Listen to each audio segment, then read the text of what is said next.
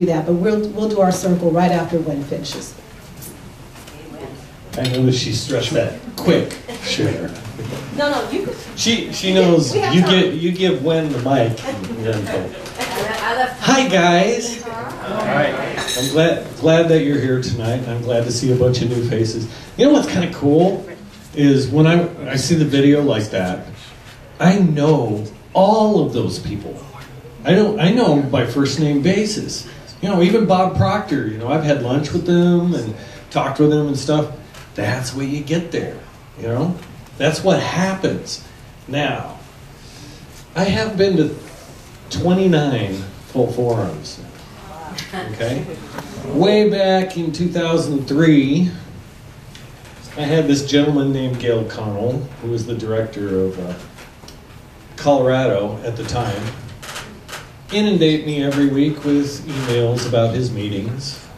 And he called me, well no, when he met me and he grabbed my card off of our table, when he met me, he's like, you've got to come down to the CEO space thing. And I'm like, no, go away. You guys are evil. It's a scam. That's what I thought. Especially if it's about business, because I thought business was evil. I really did. I thought businessmen only wanted to take advantage of other people. And they got rich by standing on the backs of the poor. That's basically what business was, you know? And people would, you know, I was doing music at the time. And that's how I met him, is he came to listen to us do music. And people would ask us, you guys are pretty good. How come you haven't made it yet? And my pat answer, which, oh my God. My pat answer was, it might be because I suck at business. You know, that was my answer. So I was like, okay, this thing is evil. I'm working on a nonprofit, and this email came across from Gail that said fun busting class. Do you guys still call it fun busting? Yes. Okay, good. Fun busting class. And I had a nonprofit, and I thought, that's kind of like fundraising. Maybe I can go to this class. So I picked up the phone, and I called Gail, and I said, Gail, hey, fun busting class. Can I come to your fun busting class? He said, sure. And then that's on Wednesday night. And then you can come to the Thursday night meeting. I don't want to go to any stupid meeting. No more meetings, just the class. He goes, that's fine. Just come to the class. No problem. And then Gail said something to me that was pretty powerful. And it totally shifted my life. You ever have little things happen in your life that you're cruising along, and all of a sudden, phew, one little event, one little word in your ear totally changed you. I can't say this without choking up, but he said to me, you're not alone anymore. You're not alone anymore. I mean, when I was doing the music, my wife wrote the words and the melodies and sang. I did all of the composition, all of the music, all the background, the performing, the recording, the mixing, the mastering, designing the CD covers, printing the CD covers, making the CDs, doing all the marketing. You know, I was a one-man show. Okay, almost a one-man show. I did everything. When he said, you're not alone anymore, I was like, really? I can't even imagine that. Anybody feel like they do everything? Do you? Yeah. So we get out there, and I go to this thing, and then I did go to the Thursday night meeting. Okay? And he said how much it costs to go, and I'm like, oh my God. There's no way I could ever do that. I can't even imagine that. I'm a starving musician. What are you, crazy? But they had fun busting. So I fun busted to get there. That's capital raising 101. Gets you to raise the money to go. And first, I was supposed to go to the September forum. 1203. I mean, 903? 903. Okay, I was supposed to go to that one. And I took their fun busting class, and I'm like, you know what? I don't like the way they do it. I'm going to do it my way. And it didn't work. And my wife was like, hey, this is crap, it doesn't work. And I said, well, yeah, except we didn't do it the way they told us to do it. Let's just try it their way. Let's just give it a shot. And within 24 hours, we raised the money to go. Sweet. You know? And boom, we were at CEO space. And I'm like, oh my gosh, I have to raise capital for my businesses. Okay. Since then, I've raised about $5.5 million for my businesses. Most of that either at CEO Space or through people that I met through CEO Space contacts.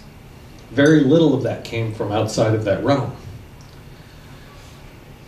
Does that mean you're going to go there and people are going to pour money all over you? Maybe. It's possible. I've seen it happen. Are you going to go there and find the coolest people in the world? How many people are raising capital? I want to see hands. Now, come on. There's a bunch of you. Okay, I'm going to do one little flip switch in your brain. Okay? How many people out of those are kind of scared about raising capital and it's uncomfortable for them? Come on.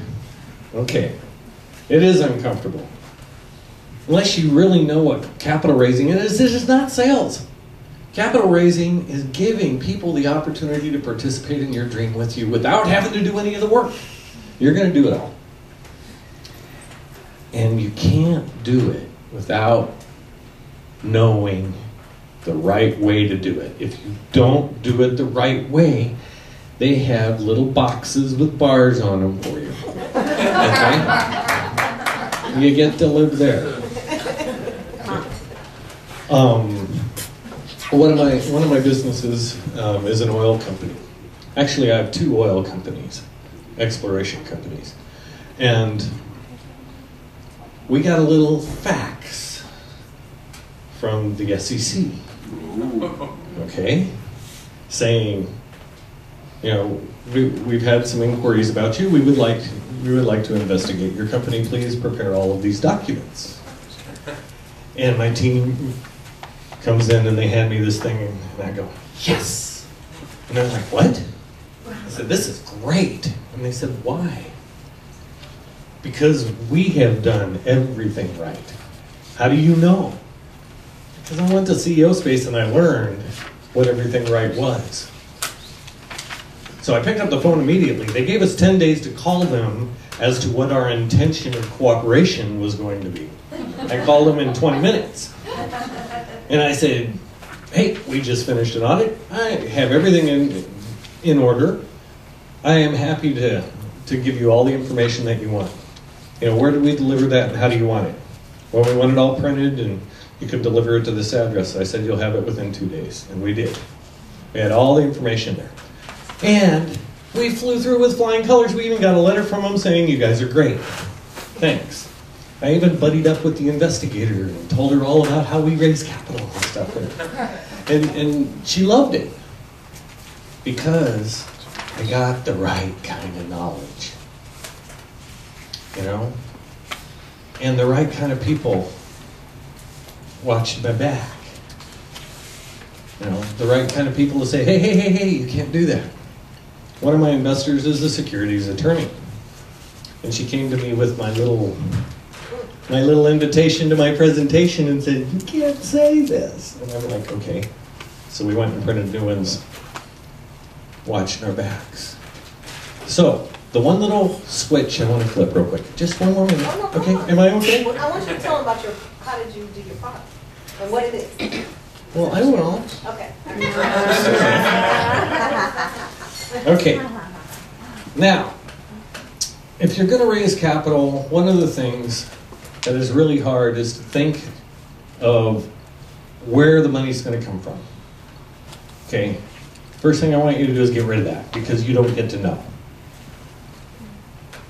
What you do know is that within this 5-mile radius around you right now, there are probably oh, well, wait, where are we? Beverly Hills? Okay. There are probably 1,000 people that would invest in your company.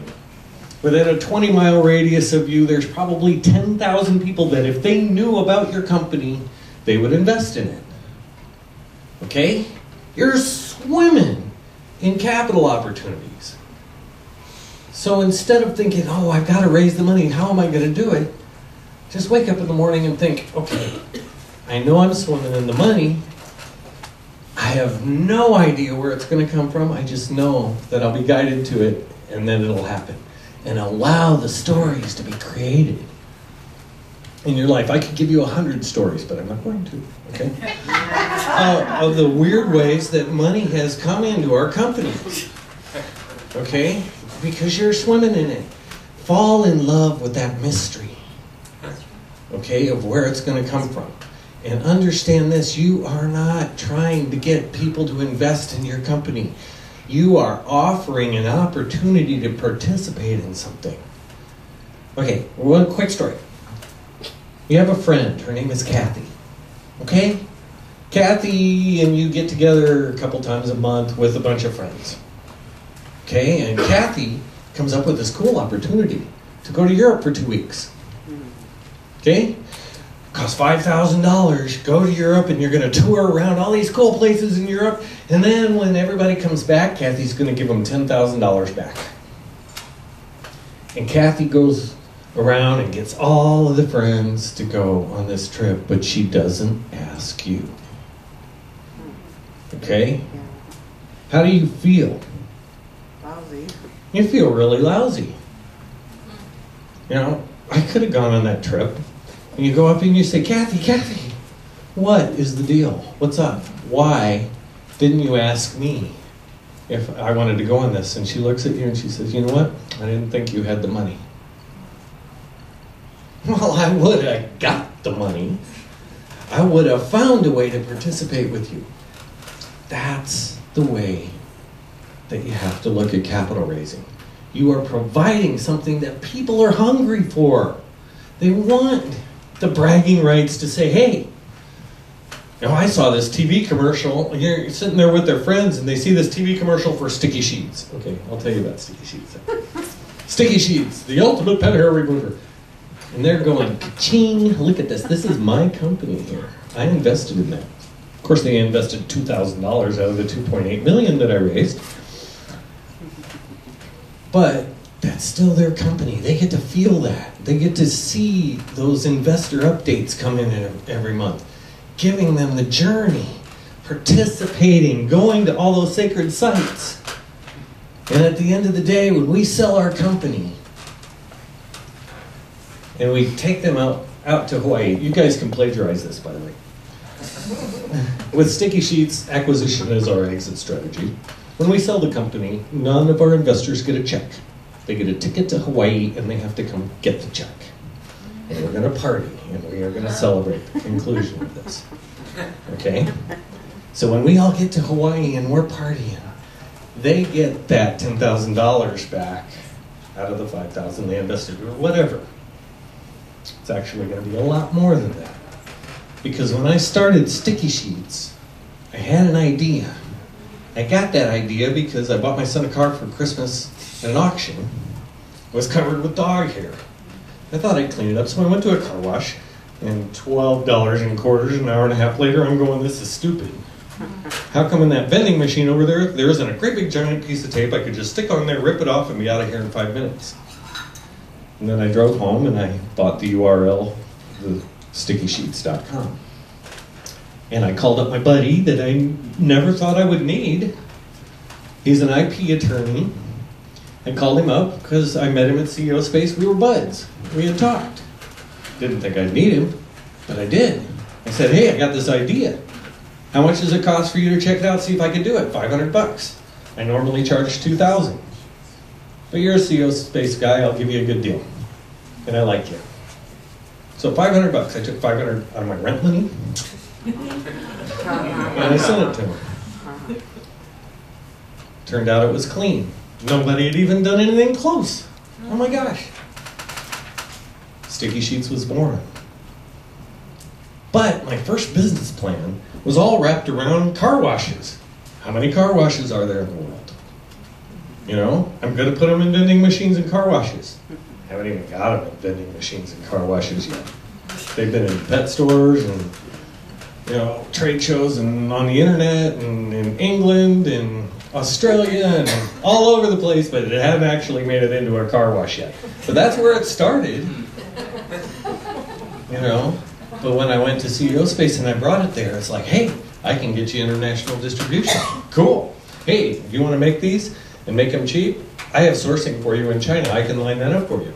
I have all of these things, every single piece that I needed to make this happen. Now, I came up with sticky sheets myself. That was my own brand. But all the branding guys were like, good job, man. My son came up with stick it, rip it, done. That's an excellent tagline. Made him president. It's like, you got a job, dude. You took our money and went ka-ching with it. But the branding guys were all right there and helping us every step of the way. My favorite thing, in conclusion, being part of this community gives me a ton of joy. And yeah, I am in give back mode. I love to do capital coaching. I love to help people figure out the right steps to make capital raising the most fun part of their business. It was my favorite part because I get to share and I get to talk. Yeah, I like to talk. I get to share and I get to evolve my company through talking to people about it. And it gets bigger and they give me ideas and it grows and everything. Through capital raising, your business becomes really cool. So I like to help coach people on that. And that's part of my give back. But what I really love is to see the new people. And when they have that look in their eyes of hope, of dreams, of desire, but not knowing, not having any inkling. We can sit here and show you videos, we can describe to you, there's no way to know for us to be able to portray to you what the experience of CEO Space is. But when those people go for the first time, they leave with this look of hope and desire and dreams in their eye. And they come back with a knowing. They come back knowing that they can do it. That's so precious to me, to be able to see people transform like that. How much you paid me $5,000 to get up here today? No. I didn't even know he was in town. No, you didn't even know I was here. Yeah. And I didn't have to come. No. I've thank you, though. I've done my duty for God and country for CEO Space. I've talked a lot of times, right? Okay, but why do I do this? Because there's somebody out there. And if I say this to, and they grab it, they're going to make a difference in our world. They're going to make it better. Because they're going to go to CEO Space, and hopefully they'll be working with me. Right, Dion? We're going to work together. Cool. We got to know each other at a forum this last time. That was cool. Awesome friends for life you will build here. Right, Deej? Awesome. Thank you, guys. And I hope that if you think this is a crazy idea, it's a cult. It's a, where's the Kool-Aid kind of idea thing that you got going through your head. Okay? If you think it's like that, go ahead and don't come to our meetings anymore. But if you really want to make it happen, and you can see it in your heart, and your heart's screaming to you, hey, listen to these guys. Then do whatever it takes and fund us to get there. If you don't have the money, we'll help you find the money to get there. It's not that hard. And if a crazy, starving musician, can turn into a CEO of several multi-$100 million companies, you guys can do it too. I'm just an ordinary guy like the rest of you. And we can do it. So, thanks. for having me.